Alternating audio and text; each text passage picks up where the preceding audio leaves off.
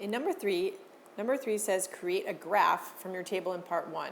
So I rewrote that table out here for you just to remind you of what we had so we don't have to keep flipping back. So we had the number of days, which we represented as D from 1 to 10 as we added on from number 2. And we had the number of push-ups, which was P of D. And here's our number of push-ups that we had for each day that we had. When we're creating our table, the first thing that we want to do is we want to come up with our labels. We have to label our X and our Y axis. Here's the X axis, here's the Y axis. And since in this case we chose different variables other than X and Y, we want to make sure that we're labeling those variables accordingly on our table. So I'm going to move this up just a little bit for us. And we said that we're talking about number of days. The number of days is going to be our X axis because that is our independent variable. So let's label this. This is the number of days. And I'm also going to label that as D. And then our y-axis, our dependent variable, the number of push-ups, which is this axis here, that's what we labeled P of D, or the number of push-ups. So I'm going to write that down as well.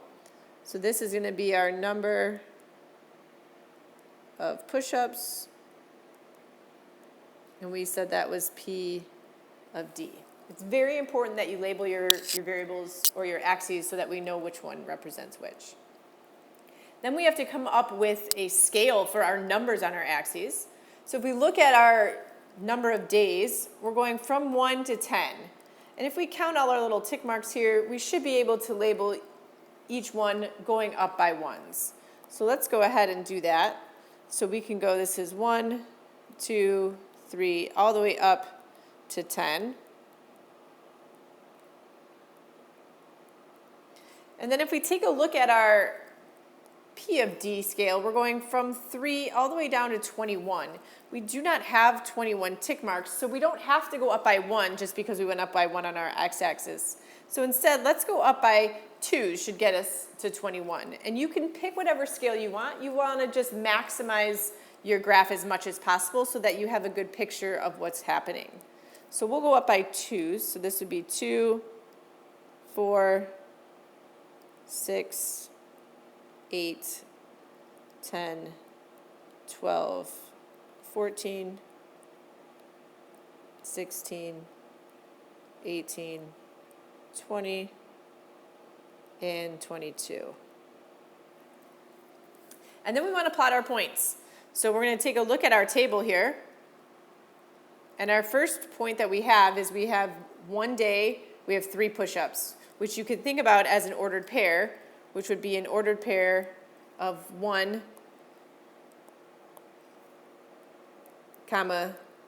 3. And so to graph that, we're going to go to the, starting at 0, 0, we're going to go 1, and then up 3, which is going to be right in between the 2 and the 4. And then we'll plot our point at 1, 3. Then we have the point 2, 5. So we'll plot our point at 2, 5. 3, 7. 4, 9, 5, 11,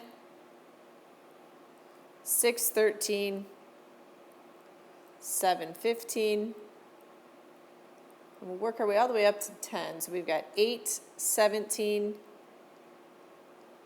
9, 19, and 10, 21.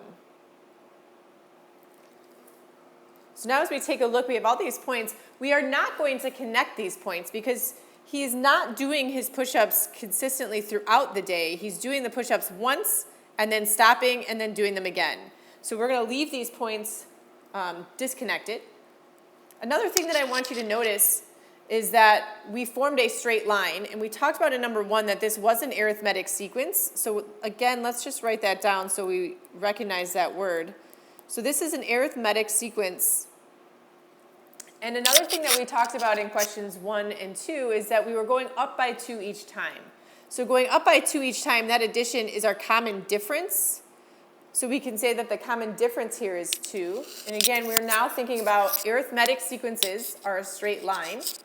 Our common difference here is 2. And I want to relate that to one other thing, which is the slope. Because our slope is our rise over our run.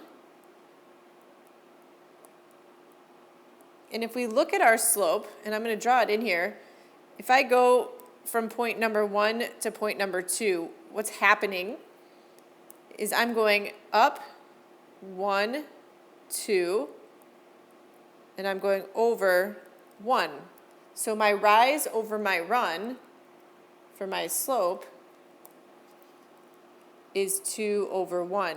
And what I want you to realize is that the slope, which is 2 over 1, again, how much I'm going up and over each time, is the exact same thing as my common difference. So those are two things that you want to kind of think of together. That common difference and that slope in your arithmetic sequence go hand in hand.